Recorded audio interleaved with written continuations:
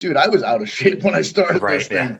Like if you start literally in phase one, day one, you should be able to just go exactly along as I went Right. along. And it probably will work out as long as you're super compliant to it. Hmm. And I'll tell you, like, I detail every single thing I'm doing nutritionally and like what's going on in my life and all those things. So you can kind of see, like, it's a holistic presentation. Yeah. So you really built like a whole like personal health and fitness diary for people to follow and kind of track at their own time. I remember That's the virtual stuff. I remember, me with my old team, we had a studio and we kind of did the same thing. We're doing live workouts, and then like everything you adjust. I mean, you think Yep. of a good idea and then you kind of see what works and what doesn't. And we kind of ran into the same thing where people weren't showing up to the live because I think the big appeal to online or virtual is that you can do it on your own time. So it's Yep. more about having the program and knowing what to do, and then you can go do it on your own time rather than that, fixed community. It's a good idea, but on Mhm. online, I know it's a little bit different. And I've seen the evolution of how you've developed the program and kind of built it up, and it's all based on a specific system of working in as well. So I've seen the results from it, which is Yeah. really, I yeah. mean, I've kind of like, and it's interesting, like now, I kind of almost like accidentally got into good enough shape where, I was sort of like, I think I could probably do a bodybuilding competition, Yeah.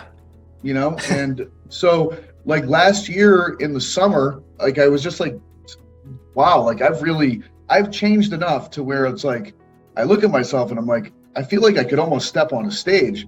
And so I decided, like, screw it. I'm just going to take a year and I'm going to train for a bodybuilding Hmm. competition. So that's sort of like where it currently is right now. And again, it's Hmm. just my program. So it's sort of like, since right after Thanksgiving, it's purely just a bodybuilding preparation program. Okay. Hmm.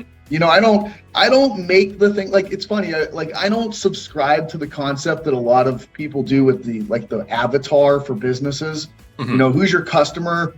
I'm like, I don't know, dude. Like, I don't think most people know why they buy things. I really don't. Right. Like, I think people like things that other people like. So Hmm. it's like a weird chain reaction. Like, people like things that are cool or maybe that they can't have or that seem desirable to other people.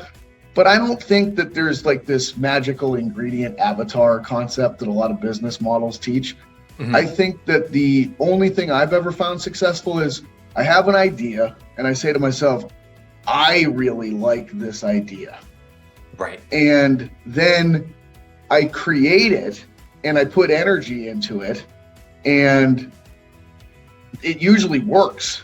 Every Right. time I've ever tried to think, like, I wonder what other people would like. Yeah, exactly. Yeah. It always sucks. It always sucks. So Hmm. it's like, I do think that for the most part, like, because most of the time I don't really know what I want, but every now and then a little flash will come into my mind of like, ooh, I actually think this is a really good idea.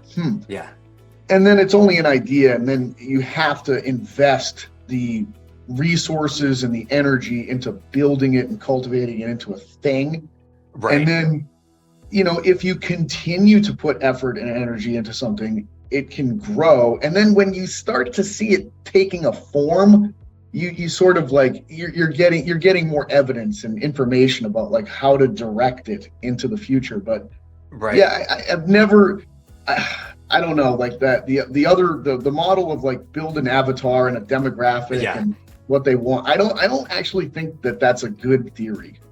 It's an interesting topic because I mean, if you look at art, like if you ask most authors, like where do ideas come from? Like they all say, I fucking hate that, question because a Yeah, lot of it you have no idea where ideas come from. They just kind of pop up and then you yeah, you play with it and you kind of figure it out and then sometimes it just grows from there and sometimes and oftentimes it's just shit. But it's like you yeah, you get an idea and you figure it out and you work it out until eventually you okay, build another little step on it. All right. And then to build another little step. And I think it's like, because we're all like, when you create something, if you're creating it for others, then okay, like you what's are other your people. Exactly. It's like if yeah, you do it, and if you do it for yourself and you do like, all right, what would I like to do? What program would I want to follow? Then the right people are probably going to get yeah. attracted to that because you're putting your own, quote unquote passion into what you're doing.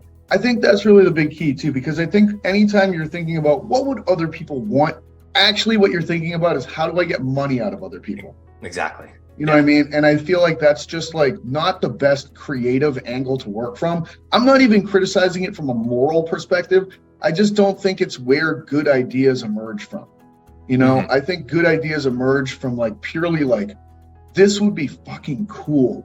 You know what I mean? Exactly. Like, oh, that would be sick. I'd really like that, and then all of a sudden, like, you can actually get excited about that. Like the actual excitement, like money is kind of cool, but it's sort of like I don't know, it's a weird pocket of like cool, it's like very greedy and grabby kind of cool, versus like other things are like, I don't know, like, jumping a dirt bike over a bunch of school buses is like, that's fucking cool. You know what I mean? Like, it's just like different avenues of it. And I think that fun and just like exciting based cool is a good direction for ideas.